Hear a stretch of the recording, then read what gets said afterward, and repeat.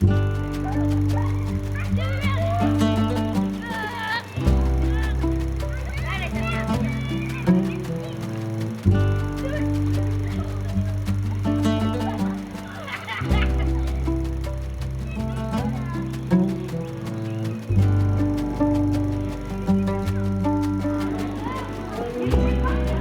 petite fille, c'est moi, Bouchra, filmée en 1978. J'ai 10 ans. Mes parents viennent du Maroc, mais je suis née en banlieue parisienne. Je suis une beurette. En tout cas, c'est comme ça qu'on appelait les filles arabes dans les années 80. J'ai l'air d'une enfant comme les autres, et pourtant j'ai grandi sans savoir qui j'étais, écartelée entre deux mondes, deux cultures, deux histoires. Mais à force de combat, ma génération a su tracer son chemin, ouvrir une voie, trouver sa place en France. Aujourd'hui, face au repli communautaire et identitaire, il faut raconter notre histoire parce que le meilleur est toujours possible. Alors, il était une fois, toutes les histoires commencent comme ça.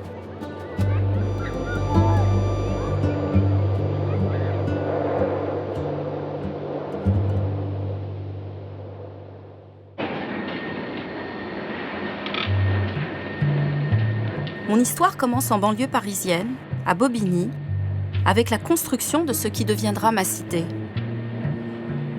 On ne se l'imagine pas aujourd'hui, mais à cette époque, tout le monde rêve d'un logement HLM. Les familles maghrébines qui habitent les bidonvilles et les familles françaises qui ont du mal à se loger.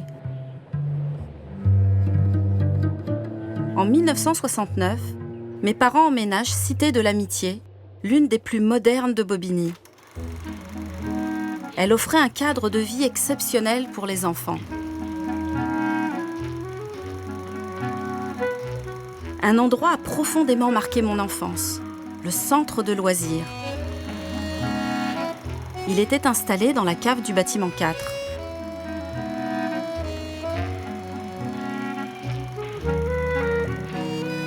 Tous les jours après l'école, j'y retrouvais mes amis. Michel, Carole, Dalila, Nathalie. Pour nous qui n'avions presque rien, le centre était une parenthèse enchantée.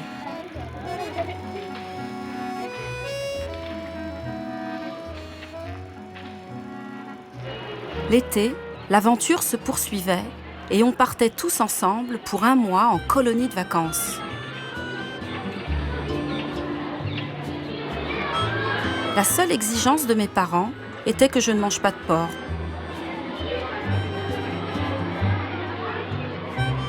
Pour le reste, je vivais mes vacances comme tous mes amis, avec bonheur.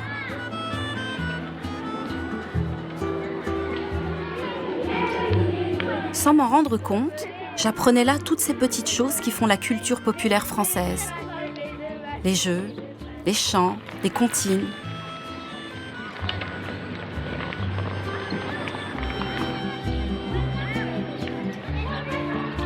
Nos moniteurs voulaient transmettre à tous les enfants, qu'ils soient des classes moyennes ou des classes ouvrières, français ou d'origine étrangère, des valeurs communes.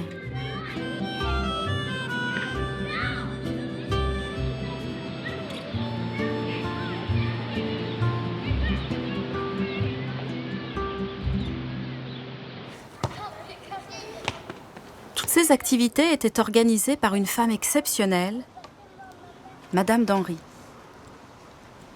Elle avait créé les premiers centres de loisirs dans les cités pour qu'aucun enfant ne soit livré à lui-même.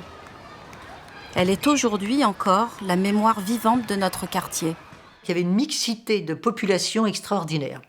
Alors on avait des gens de tous bords, des gens qui avaient des métiers complètement différents, et on avait des gens de pays complètement différents.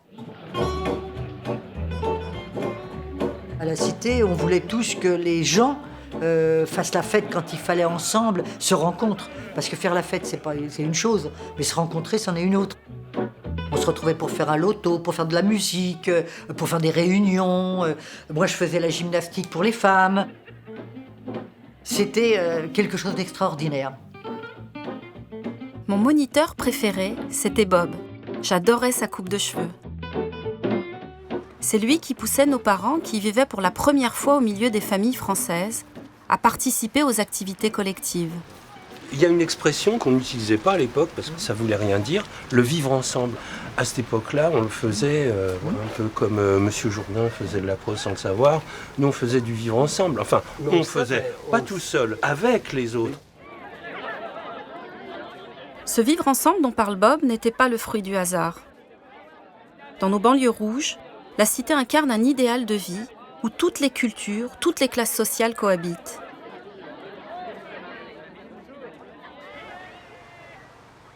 Mais au milieu des années 70, avec la crise économique, la vie dans la cité va commencer à changer. Je me souviens précisément du jour où nos moniteurs, Madame d'Henry en tête, ont organisé une manifestation pour défendre les centres de loisirs. On est parti en file indienne avec nos parents vers la préfecture de Bobigny, entonnant les chants appris en colonie de vacances. C'était ma toute première manif. Malgré tous nos efforts, les activités dédiées aux enfants dans la cité vont peu à peu disparaître, jusqu'à la fermeture définitive de notre centre de loisirs. Mais ce qui va vraiment changer le visage de la cité, c'est le départ des familles françaises, et donc de mes amis, Carole, Christine, Nathalie. Face à la crise, le président Giscard d'Estaing donne un coup d'arrêt au financement du logement social. En 1977, il met en place des dispositifs pour encourager l'accès à la propriété des classes moyennes. C'est la naissance des banlieues pavillonnaires.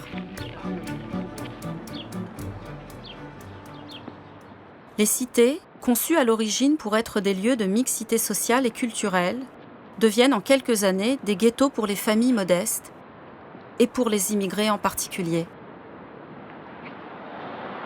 Mais la crise économique va avoir une autre conséquence pour les familles maghrébines. Par rapport aux 15 années de croissance rapide du passé, nous changeons d'époque. Nous menons une politique pour accompagner la diminution de la main-d'œuvre étrangère en France en étendant l'aide au retour à 1 million de travailleurs immigrés à partir du 1er octobre. Le père d'une de mes camarades de classe, Latifa, accepte l'aide au retour de 10 000 francs pour retourner vivre en Algérie avec femme et enfants. Je réalise alors que la France n'est pas mon pays et qu'un jour peut-être je devrais partir vers un ailleurs que je ne connais pas.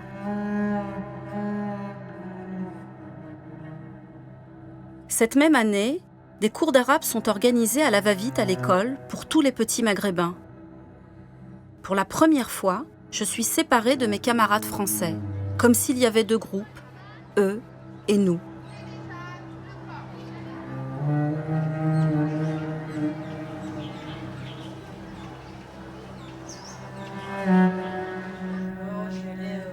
C'est avec mon ami Wardia que je vais partager cette préoccupation nouvelle, terrible, se sentir différente. Ah oui ? C'est la première fois que je vais y aller pour intervenir. Elle et moi, on se connaît depuis le bac à sable, même cité, même cours de récréation. Ça, je mets ça pour que tu brilles pas. En la retrouvant, j'ai pensé qu'elle s'était voilée, et puis elle a fini par me confier qu'elle luttait contre un cancer, mais que la vie était belle. Ouais, c'est bien.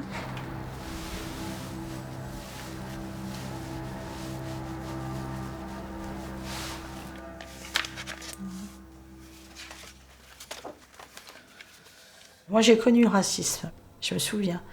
On m'a dit, sale algérienne, t'es pas française. J'ai dit que j'étais française, que j'avais le droit d'être ici. Et puis, ça a fini, que mon père a été convoqué. Mon père m'a dit qu'on ne vienne pas un jour frapper à ma porte pour me dire que vous avez fait une bêtise ou... Parce que là, ça, non. Je veux pas qu'on parle de nous, en fait. Souvent, ils disaient ça. Je veux pas qu'on parle de nous. En mal, hein, bien sûr. En mal. J'ai bien élevé mes enfants, je veux bien élever mes enfants.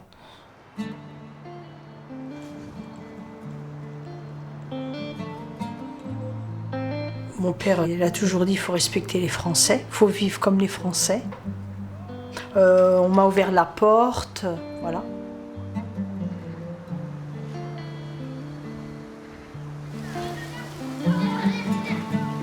Dalila a elle aussi grandi cité de l'Amitié. Elle habitait le même bâtiment qu'Ouardia et comme elle est d'origine algérienne. Tous les ans, on allait au bled, les grandes vacances. De là, c'est comme ça, j'ai connu mon pays. Mais c'est un pays magnifique.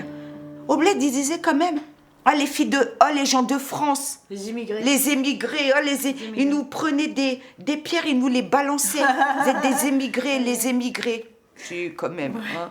Il y avait quand même une différence. Alors nous, on ne savait pas où se positionner, parce qu'on se disait quelque part, en France, on est considérés comme des émigrés. D'accord ? Tu vas dans ton pays, ton propre pays, tu es considéré comme une émigrée. Finalement, on doit se situer où ? On est au milieu, mais c'est quoi au milieu ? Il n'y a aucun pays au milieu.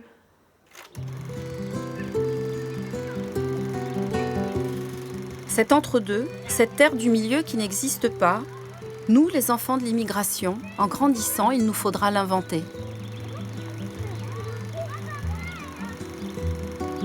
À 10 ans, je quitte l'école communale de mon enfance pour une école catholique située à 2 pas de ma cité, Charles Péguy.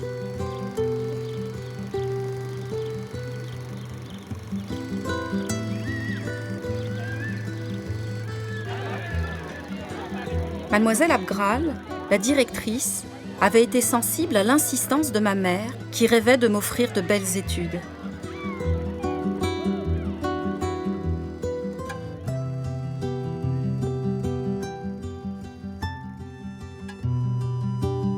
Le premier jour, les sœurs m'ont demandé d'expliquer la signification de mon prénom devant ma classe. J'ai répondu que Bouchra voulait dire la bonne nouvelle. Tout le monde a applaudi et pour la première fois, j'ai aimé mon prénom. Mes amies, Ouardia et Dalila, sont elles aussi admises à Charles Péguy. Ce qui plaît avant tout à nos parents, c'est qu'il n'y a pas de garçons dans l'école.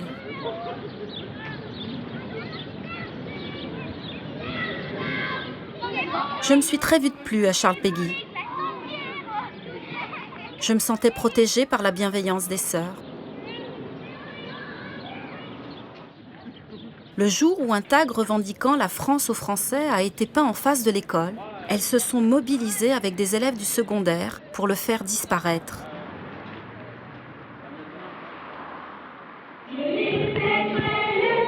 À la fin de l'année, l'école va même organiser un spectacle sur le thème de la diversité du monde. À ma très grande surprise, je décroche le premier rôle, une fierté absolue.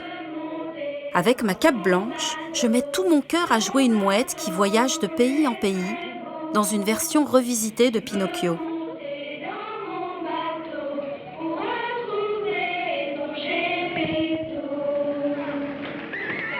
Ce spectacle, c'était la réponse des sœurs au racisme.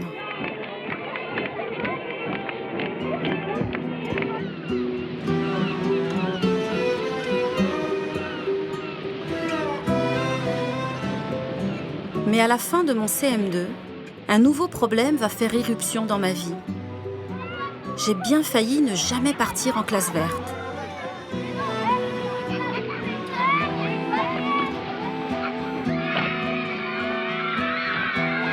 J'approche de la puberté et pour ma mère, me laisser partir 3 semaines loin de la maison est inconcevable. Je suis la fille aînée, je dois m'occuper de mes 7 frères et sœurs et l'aider aux tâches ménagères. Pour elle, je suis déjà une femme. Je viens d'avoir 11 ans.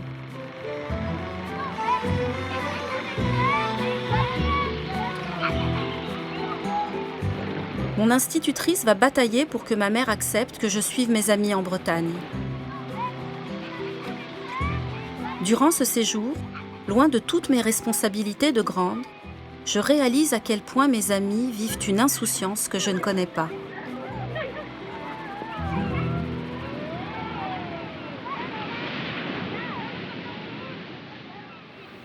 La Bretagne, c'est magnifique. Tiens, tu es là, tu t'aimais bien commander, hein. Oh là là, tu Jusqu'à- dirigeais toi aussi. Jusqu'à hein. aujourd'hui. Ah, j'étais pas contente. Et là, tu ou quoi râlais, là, tu râlais, là. Ouais. Ah, tu me connais, toi. Dalila et Wardia découvrent pour la première fois le film tourné par les sœurs pendant ce séjour. Ah, t'es là. Oh, la tête que t'as. Tu regardes. Bah, Avec Malika, c'est Malika à côté. ah, ma petite sœur, ouais. Malika. Mais c'est incroyable. Ouais.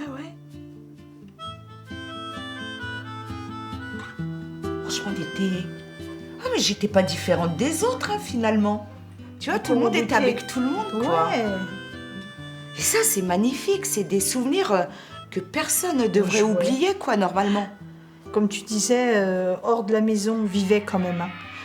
On s'amusait, on vivait vraiment notre vie de jeune fille, quoi. Après ce séjour, nos parents ne nous laisseront plus jamais repartir en voyage scolaire.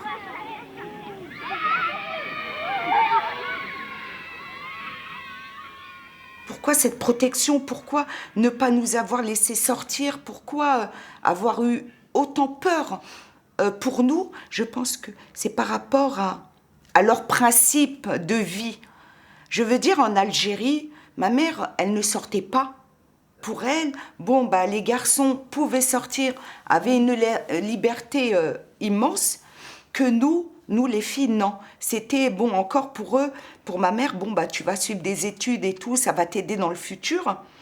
Mais, tout en étant, elle, dans son image, dans sa vision des choses, c'est que mes filles vont se marier, avoir un petit travail, c'est tout, point.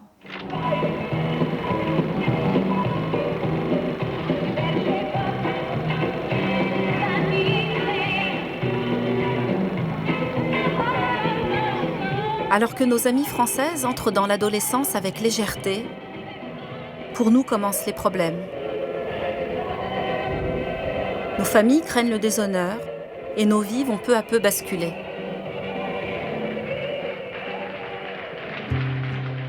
Beaucoup de mes amies maghrébines sont contraintes par leurs parents d'arrêter leurs études.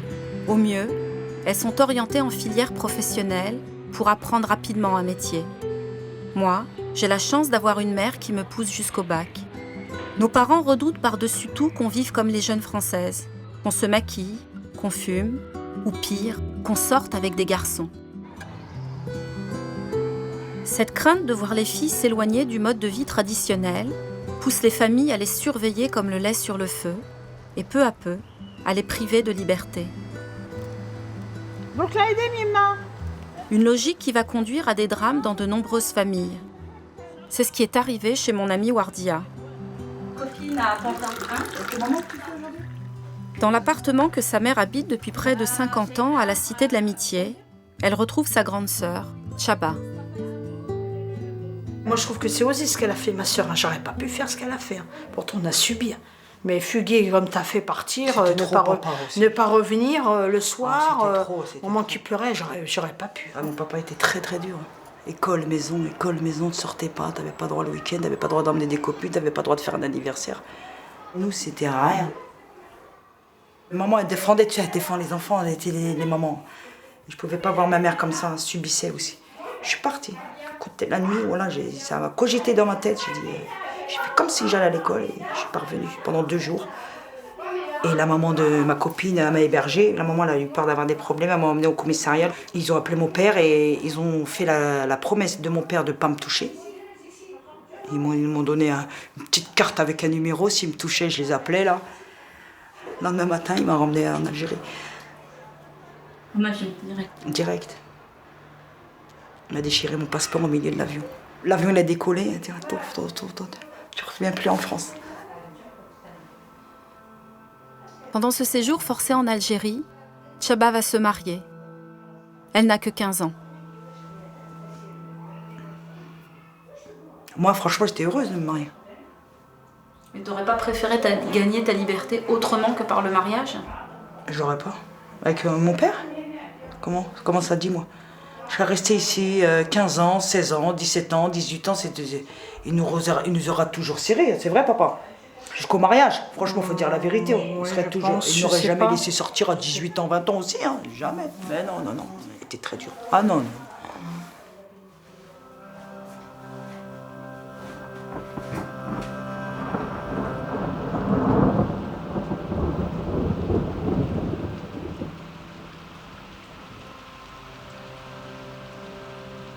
1 an après sa sœur Tchaba, Wardia choisit de se fiancer en Algérie avec l'un de ses cousins. Le mariage est célébré en France. Elle a 18 ans. Ça représentait quoi pour toi le mariage? Ça représentait la vie, la liberté, le fait de partir chez ses parents et de faire un peu... de faire notre vie, quoi, d'être libre. Malheureusement, mon mari de l'époque m'avait dit « ce serait bien que tu arrêtes tes études pour pouvoir travailler ». Et moi, ça m'a tout chamboulé, quoi. Pour moi, le fait de faire de la couture, d'avoir appris toutes ces choses, je me suis dit, mais tiens, qu'est-ce que je vais faire? Je voulais continuer. J'aurais aimé faire mon bac pro, mon BTS, enfin aller au-delà et pourquoi pas enseigner dans cette discipline. Voilà.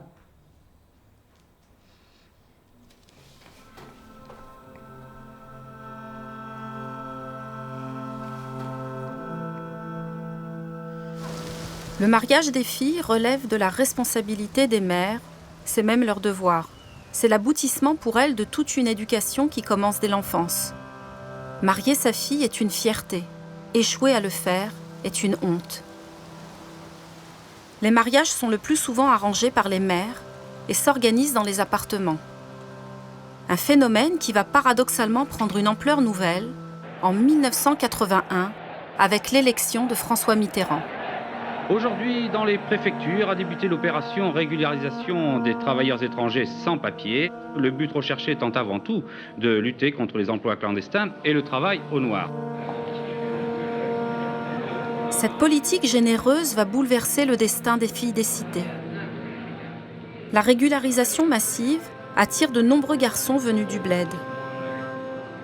Pour eux, la seule façon d'obtenir des papiers est d'épouser une fille vivant en France.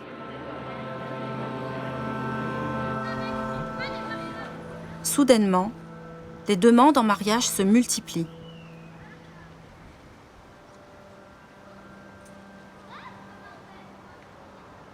N'importe qui pouvait frapper à la porte de n'importe qui et demander la main d'un tel. Et pour eux, c'était une offense s'il y avait le refus.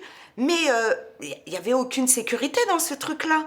Parce qu'après, le mec, il partait, la maman était tout heureuse, oh, ma fille, peut-être elle va se marier et tout. Ça venait après, il y avait un petit jour où il devait revenir pour une petite discussion.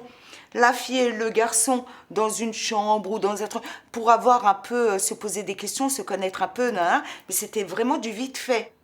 Tu vois, quelque part, je suis pas une fille du bled, je suis une fille de France. J'ai accepté, j'ai accepté.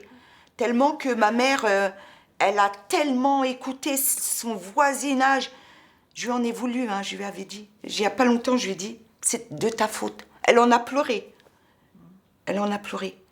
J'ai accepté de me marier avec une personne pour fermer toute la bouche du voisinage. Et finalement, quand je me suis mariée avec lui, on a fait un grand mariage. Ma mère qui a financé. Il a financé quoi, lui? Il n'a rien financé. Le mec, il veut se marier, le mec n'a rien dans ses poches. Je suis restée 3 mois avec lui. Je lui ai dit, écoute, tu n'auras pas les papiers avec moi. Je ne t'aime pas, tu m'aimes pas, je ne te ferai jamais les papiers. Je ne suis pas la préfecture, je ne suis pas le truc, je ne te ferai jamais les papiers.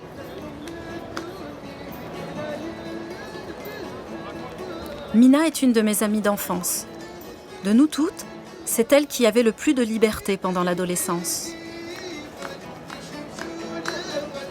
Pourtant, elle sera mariée de force.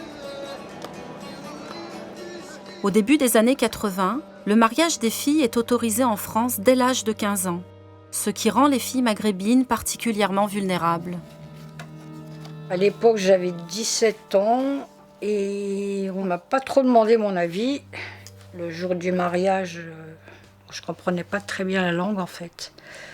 On m'a emmenée au consulat, on m'a dit il faut que tu signes, tu dis oui.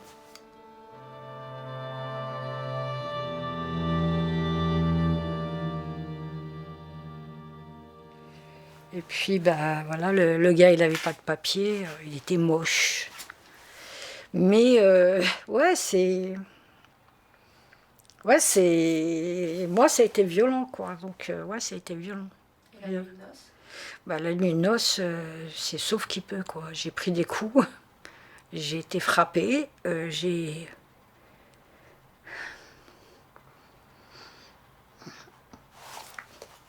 C'est un truc, deux trucs de fou, ça.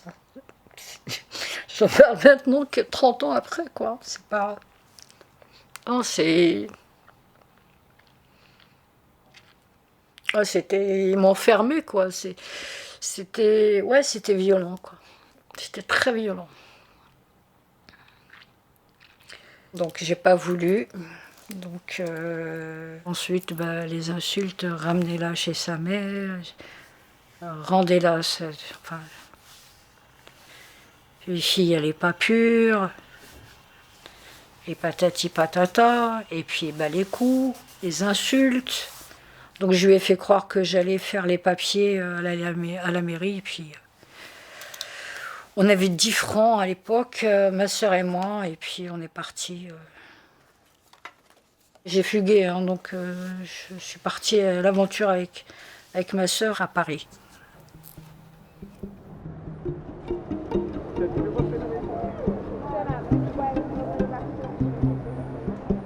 On a passé des nuits assez dangereuses dans Paris parce que c'était à Pigalle. Et donc on a dormi dans des squats, on a dormi dans des caves. On avait peur parce qu'il y avait quand même des gens très louches. Hein. Mais on a passé aussi des bons moments parce qu'il y avait le Sacré-Cœur, c'était le rendez-vous des jeunes, c'était la guitare.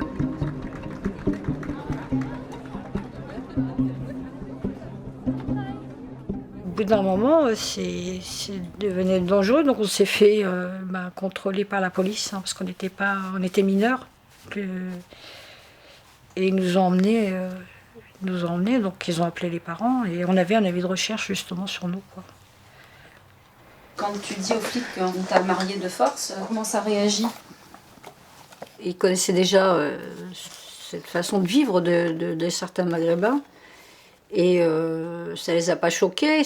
La seule chose, c'est que ils m'ont ramené devant donc le consulat, hein, le consulat du Maroc à Nanterre, pour annuler le mariage, parce que déjà avant ça, il y avait quand même des violences qui ont été faites physiques sur moi, donc par rapport à cet homme-là qui n'avait pas de papier. Et tentative aussi de viol, hein, parce qu'on n'a rien sans rien, donc c'est assez violent quand on n'a que 17 ans. Mais j'ai l'impression de...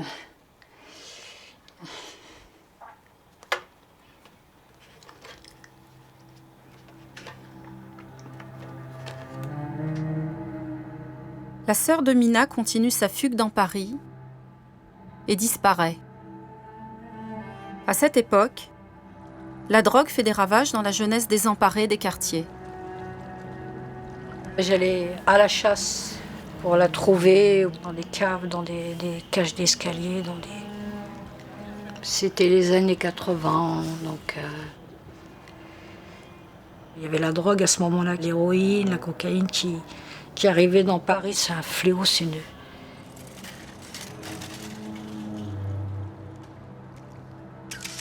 Moi, quand je vois toutes les copines qui n'ont pas eu 30 ans, quoi, qui n'ont même pas eu 25 ans, qui sont mortes d'overdose.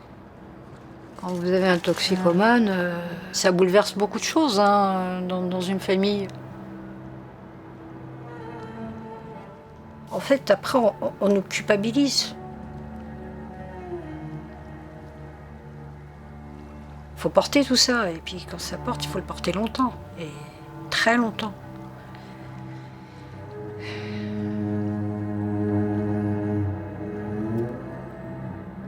Mina mettra plus de 10 ans à retrouver sa sœur.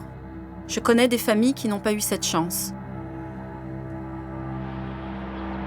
La drogue, les fugues, les disparitions étaient le signe du mal-être de toute une génération. Une génération qui va devoir aussi affronter l'émergence d'un racisme violent dans la société. À Bobigny, à Marseille, partout en France, des faits divers tragiques font la une de l'actualité. Je me rappelle surtout la douleur d'une mère qui aurait pu être la mienne.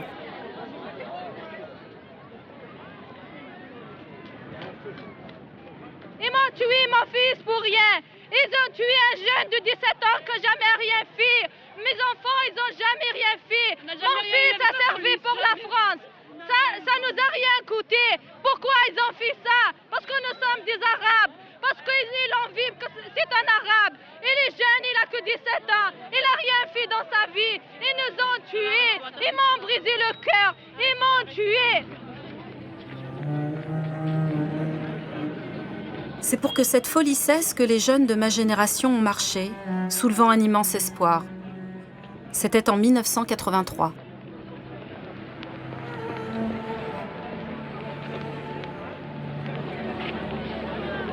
On avait juste un rêve, nourri depuis l'enfance, l'égalité.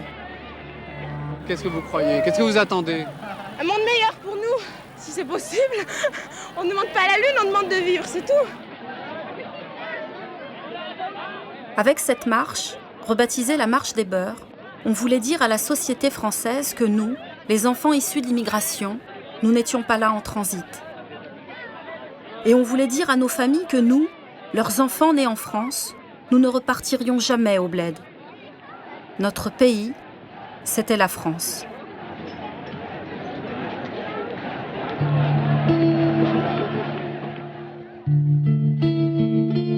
Au moment de la marche, j'ai 16 ans, la tête pleine de rêves et d'espoir, et j'ai enfin l'âge de demander la nationalité française. Allez-y, caméra, gros plan. Come on, please. I am here in France because Tu vas te ridiculiser, ma vieille, et ça ne s'efface pas. Je suis persuadée, comme mes frères et sœurs, que c'est un moyen d'intégration, comme la réussite scolaire. Mais à ma grande stupéfaction, mes parents refusent. Pour eux, je dois rester marocaine.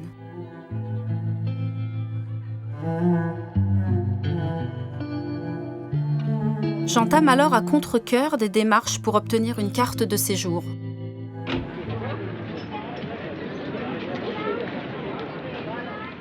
À la préfecture de Bobigny, dès le premier contact avec l'agent de police, je me sens traitée avec mépris.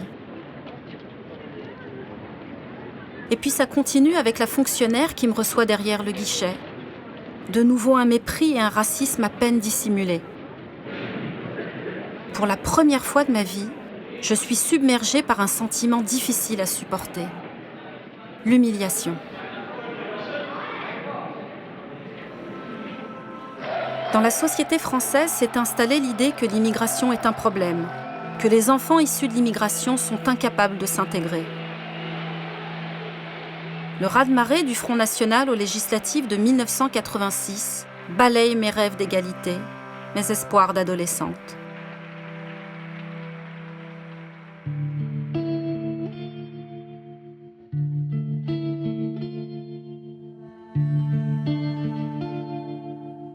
Face au mépris, je ressens le besoin d'afficher avec fierté mon identité arabe et musulmane.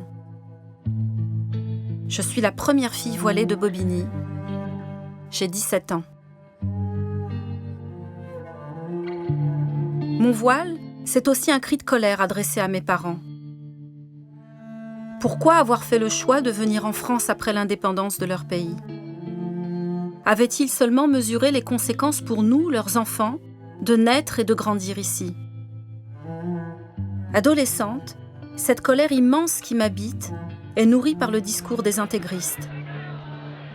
Ils me confortent dans l'idée que la France ne nous acceptera jamais. Mais ils accusent aussi nos parents d'être trop conciliants avec ce pays qui les a colonisés et d'être de mauvais musulmans. Mais je suis très vite mal à l'aise. Je réalise que ce voile que je porte m'associe à ces hommes, à une idéologie intégriste à laquelle je n'adhère pas. Il y a une contradiction entre ce que j'affiche et ce que je suis au fond de moi.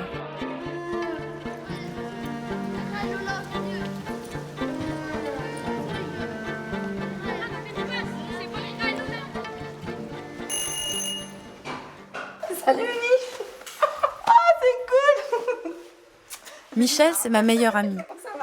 Si pour les intégristes, c'est une mécréante, pour moi, c'est une sœur. On se connaît depuis l'âge de 3 ans. Toi, t'étais là. Moi, j'étais là au 3e. On a tout partagé ensemble, de la maternelle jusqu'au bac. Et moi, tu me voyais comment? Bah toi c'était pas... Enfin j'avais une vision en tout cas d'une fille qui était aussi élevée de manière stricte. Moi je me rappelle de tes parents. Et encore ta mère elle était, tout en te donnant une éducation quand même assez stricte, elle était quand même... comment je vais dire ça? Bah elle était moderne ta mère en fait déjà. Et quand t'as mis le voile, elle me disait dis-lui à Bouchra, qu'est-ce que tu veux que je lui dise moi? C'est comme ça. Ça m'a pas beaucoup changé si. Ah si, t'as changé quand même. Quand j'ai porté le voile? D'un point de vue caractère, d'un point de vue... Non, c'était toi, mais voilà, tu croyais en quelque chose et puis tu voulais t'affirmer comme ça et voilà, et puis tu te laissais pas faire toute jeune comme tu étais et face même à une mère qui te disait de relâcher, tu vois. Et moi je voyais tes travels, moi je voyais tes cheveux. Oui, quand je venais chez toi, là, tu m'enlevais mon foulard et tu disais oh mais ils sont trop beaux. J'aurais porté le voile rien que pour avoir des beaux cheveux, pas des trucs tout frisés là. C'est vrai.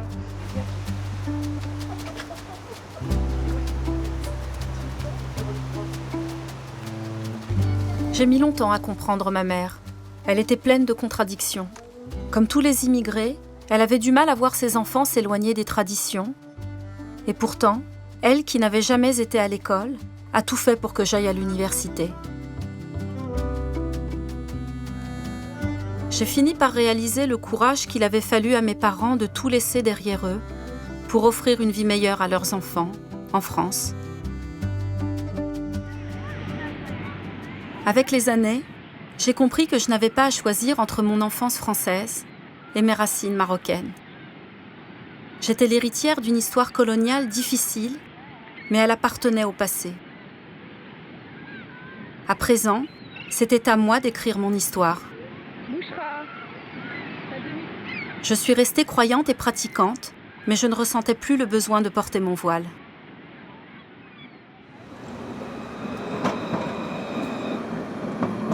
Les douleurs et les souffrances de l'adolescence restent ancrées au plus profond de nous.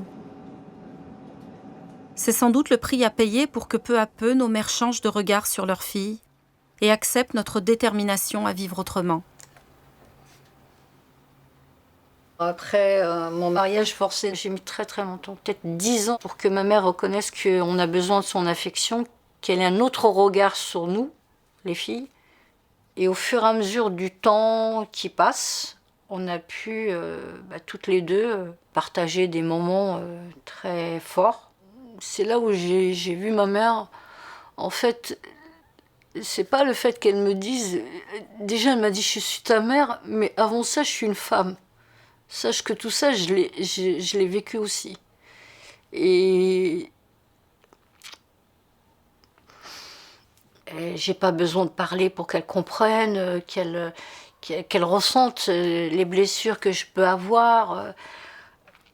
Enfin, personne ne peut comprendre ce que j'ai vécu comme elle. Et ça nous a vraiment, toutes les deux, scellées jusqu'à la mort, quoi.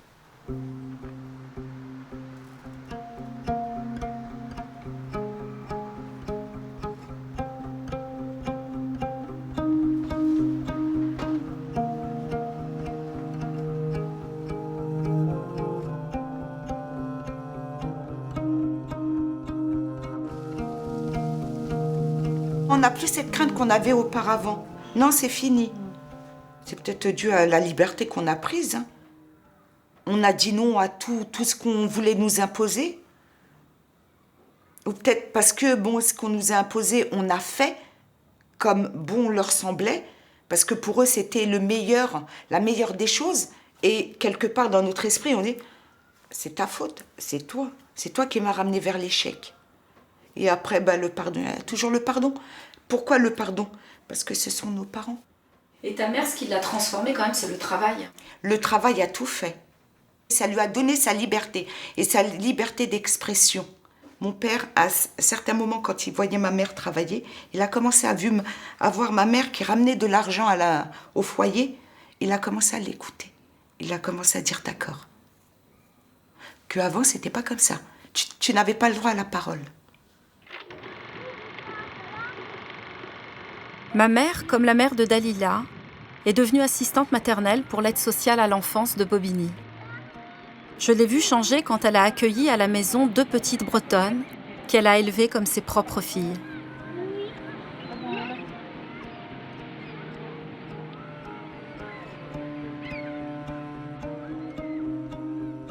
Contre toute attente, elle accepte mon mariage avec un franco-tchèque rencontré sur les bancs de la fac.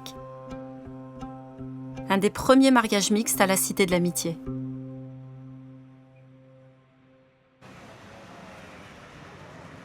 Pour mon ami Wardia, le chemin de la liberté aura été beaucoup plus long.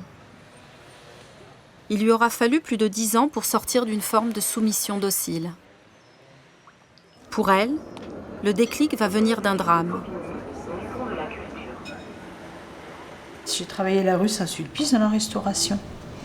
Et puis je pars, comme d'habitude, sur Saint-Michel pour rentrer à Bobigny. Il y a un monsieur qui me dit « Vous allez où, madame ?» J'ai dit « Je rentre chez moi. » C'est là qu'il m'a dit « Mais il y a eu un attentat, il y a eu une bombe qui a sauté. » En 1995, l'attentat du RER Saint-Michel est un des premiers attentats islamistes en France. Pour nous toutes, c'est la stupeur, car un jeune de cité y est impliqué. Mais pour Wardia, enceinte de quelques mois quand elle assiste à la scène, c'est un traumatisme intime. C'est quand je suis rentrée chez moi, je me suis posée, c'est là que tout est passé en boucle. Je réfléchissais, je me disais, mais qu'est-ce que... Voilà, je suis arrivée là, ça aurait pu être moi, dans le RER. Donc c'est là que je me suis dit, je vais prendre ma vie en main, quoi. Et le fait d'avoir vu ces victimes, ces gens par terre, enfin, les secours qui arrivaient, je me suis dit, c'est ça que j'ai envie de faire. J'ai envie d'aider les autres. J'ai dit, je vais soigner les autres. Je vais aider l'autre. Qu'est-ce qui va se passer dans ta vie de couple? Ben, je commençais à rejeter le père de mon fils. J'étais pas épanouie, en fait. Non, j'étais pas épanouie. Dans ma tête, j'étais déjà décidée, quoi. Je voulais plus être mariée, quoi. Je voulais plus rester avec lui. Je vais arrêter qu'on décide pour moi, faire ceci, faire cela. Donc je me retrouve avec mon fils toute seule, en bas âge. Voilà. J'affronte la vie, hein. La vie, de toute façon, c'est une bataille. On ne peut pas avoir une vie simple. Je suis passée par beaucoup d'étapes, beaucoup d'obstacles, des embûches. On tombe, on se relève, on remonte, on tombe, on se relève. Et des fois, on a un mur devant soi, ben, il faut le monter, le dépasser. Si on n'arrive pas à casser les briques.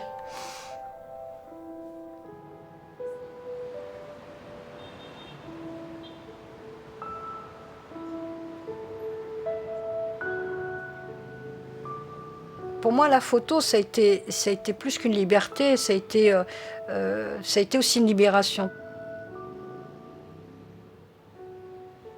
Ce que j'ai pas pu exprimer au travers de la parole, je l'ai exprimé à travers mes photos.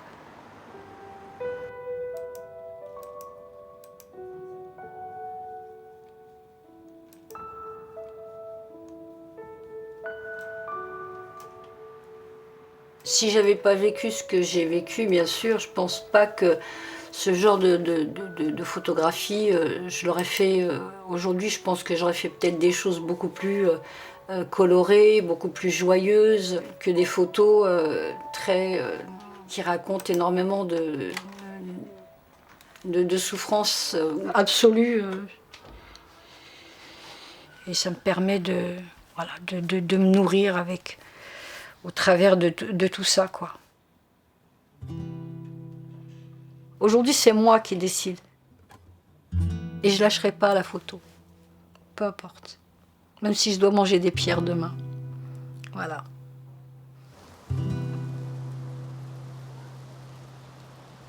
Je sais qu'aujourd'hui, je peux y arriver. Parce que j'ai cette force qui me dit, Dalila, pourquoi elle et pas toi? Je me dis, le plus dur, je l'ai déjà passé. Mon projet et mon rêve, c'est l'immobilier. Je veux créer, je veux travailler en mon propre compte. J'ai la niaque, j'ai l'ambition, j'ai tout ce qu'il faut et je sais que je vais y réussir.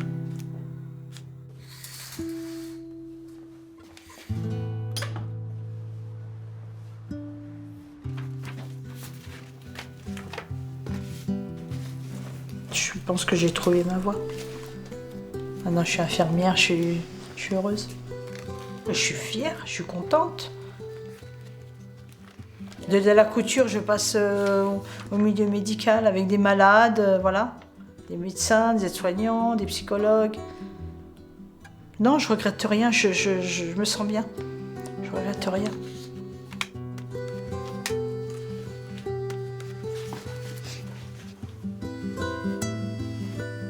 Dans chaque famille, dans chaque cité, il y a des histoires comme les nôtres, des histoires de conquête de liberté menées dans l'ombre. Des luttes silencieuses qui ont donné à la génération suivante le courage de prendre la parole.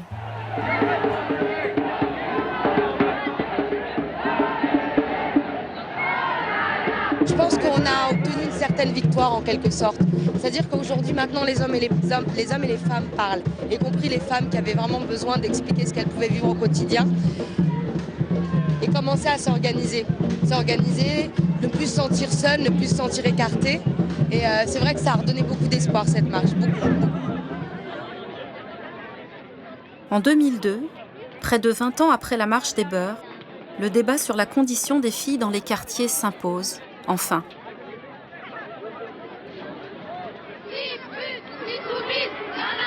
Libérer la parole, c'était le premier but du mouvement Ni pute ni soumise. Respect, égalité pour les femmes du monde entier. Respect, égalité pour les femmes du monde entier. Respect, égalité pour les femmes du monde entier. Grâce à cette marche, la loi permettra de relever l'âge légal du mariage des filles de 15 à 18 ans. Et la lutte contre les mariages forcés deviendra un combat politique.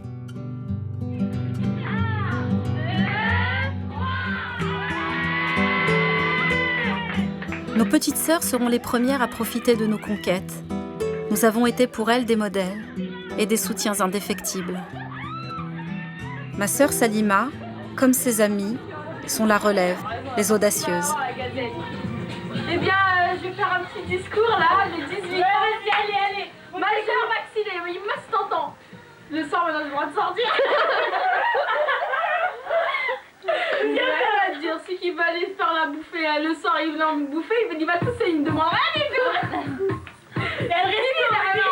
Mais sinon, les ambiances à lui, va aller faire ça. Mais non, chacun pour ça. Et tu pour tous. Voilà.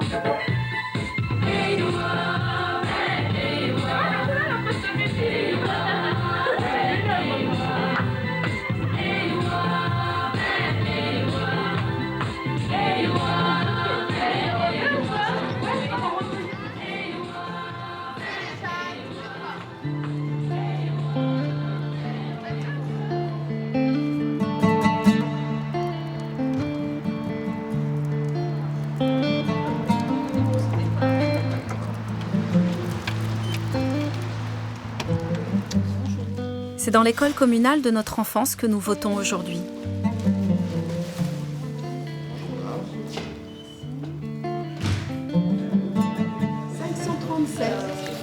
Madame Kawashi Yamina. Si notre génération a fini par trouver sa place dans la société française, je sais que les défis à relever sont encore nombreux. Damana Wardia. À voter.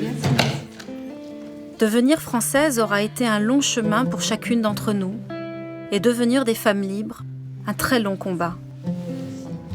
Bonne journée, madame. Au revoir.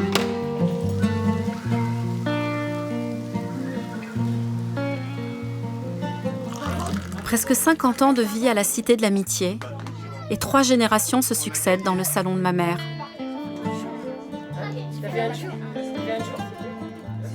Aujourd'hui, je me demande quel héritage léguer à nos enfants, et à ma fille en particulier, ma petite Sakina.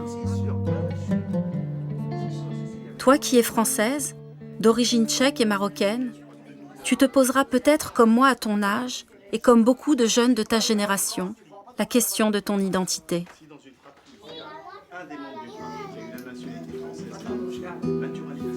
Ta grand-mère, qui a connu la colonisation, a choisi de devenir française à plus de 60 ans. En la regardant peindre ce tableau de la République, je sais qu'une page est tournée.